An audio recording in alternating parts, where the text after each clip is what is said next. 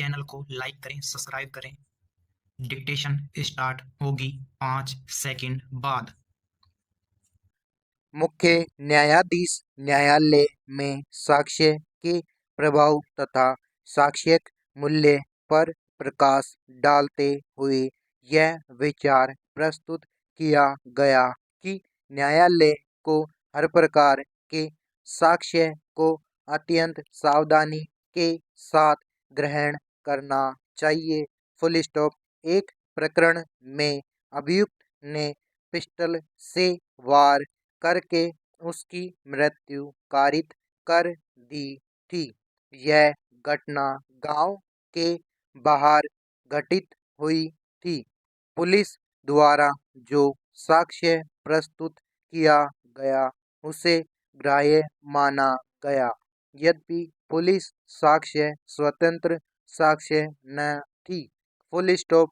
एक प्रकरण में जहां कोई घटना गांव के बाहर घटित हुई थी। Full stop. हमलावरों को पुलिस द्वारा दबोचा गया था। Full stop. वहां पुलिस का साक्ष्य अस्वीकृत नहीं किया जा सकता है। जहां अभियुक्त ने मृतक पर गोली चलाई एवं उसकी मृत्यु कारित कर दी। Full stop. घटना गांव के बाहर हुई थी।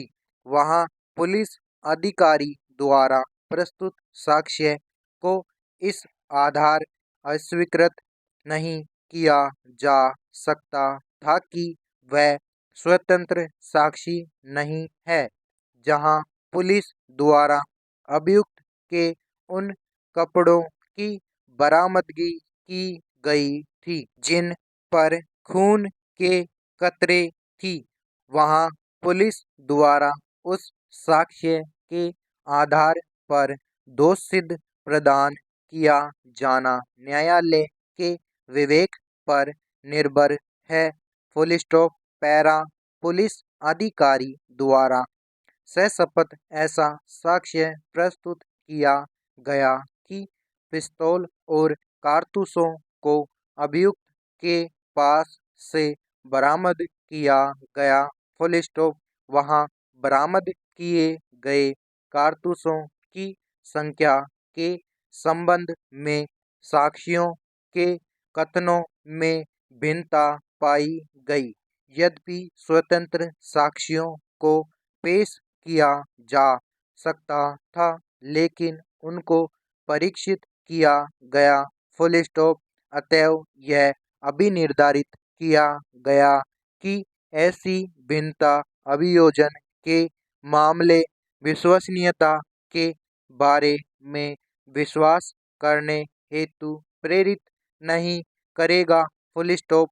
यदि मृतक का रिश्तेदार घटना के प्रत्यक्षदर्शी साक्षी की हैसियत रखता है तो मामला इस आधार पर उसके साक्ष्य को अस्वीकृत करना एक गलती होती है कि जहां वे उसके नज़दीकी रिश्तेदार हैं, वहां वे सामान्य तौर पर वास्तविक हमलावर को बचाने में रुचि रखेंगे और दूसरे व्यक्तियों के नाम का मिथ्यापूर्ण ढंग से उल्लेख कर सकते हैं।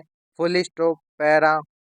जहां तक मृतक की पत्नी एवं पुत्री के साक्ष्य का प्रश्न उठता है, तो उनके साक्ष्य को मात्र इस कारणवश नामंजूर नहीं किया जा सकता है क्योंकि ये मृतक के रिश्तेदार तथा साक्ष्य देने में रुचि रखते हैं।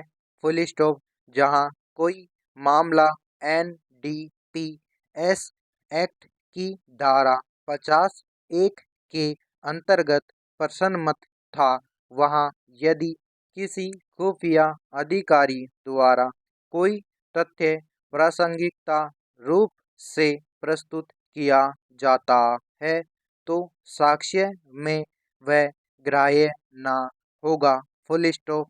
एक प्रकरण में यह अभिनिर्धारित किया गया कि अभिरुचि साक्षी के साक्ष्य को इस आधार पर अस्वीकृत नहीं किया जा सकता कि उक्त संदर्भ में साक्षी की अभिरुचि है। Full stop. पैरा। वास्तव में जहाँ कोई स्वतंत्र साक्ष्य उपलब्ध न हो वहाँ अभिरुचि साक्षी का साक्ष्य भी मामले की परिस्थितियों के अनुसार ग्राह्य होगा। Full stop.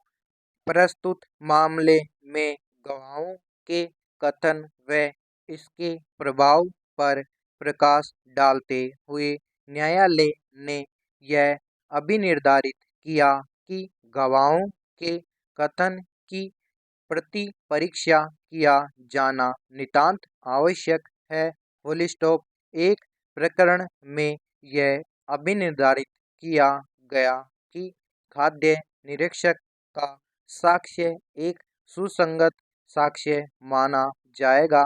उसे इस आधार पर अस्वीकृत नहीं किया जा सकता है कि उस निरीक्षणकर्ता ने अपने कृत्यों को संपादन बुरे आशय के साथ किया है। Full stop. जहाँ तक कि कोई फर्क सबूत पक्ष के साक्ष्य में अभियुक्त के मारने वाले शास्त्रों में अगर पाया जाए तब उनके साक्ष्य की अहमियत में कमी नहीं होगी। Full stop. वर्तमान मामले में घटना के दौरान एक बच्चा घटनास्थल पर मृतक के पास उपस्थित था। Full stop. जहां इस तथ्य को स्वाभाविक तौर पर स्थापित किया गया कि घटना के दौरान उसी के संव्यवहार के अनुक्रम में उसे स्वमेव चोटें आई वहाँ उसका साक्ष्य किए भी वहाँ प्रभाव से दूषित नहीं हुआ था तथा वास्तविक था।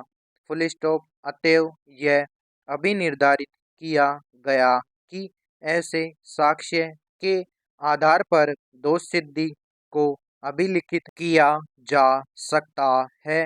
Full stop. जहाँ अपराध करने वाले स्थान पर कृपाण बरामद हुआ और उसका परीक्षण किया गया।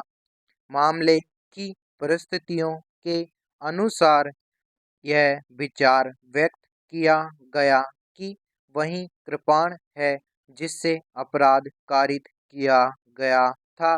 Full stop. पक्षद्रोही साक्षी अंग्रेजी विधि शब्द हैं। Full stop. सामान्य विधि में एक साक्षी को तब पक्षद्रोही होना कहा जाता है। Full stop. जब उसने अपनी भावभंगी उत्तर एवं मुद्रा अपने पूर्व कथन के असंगत विरोधाभासी कथन करके उसको बुलाने वाले पक्षकार को कारित करने के लिए अभिव्यक्त अनिच्छा को प्रदर्शित कर दिया हो। Full stop. समाप्त।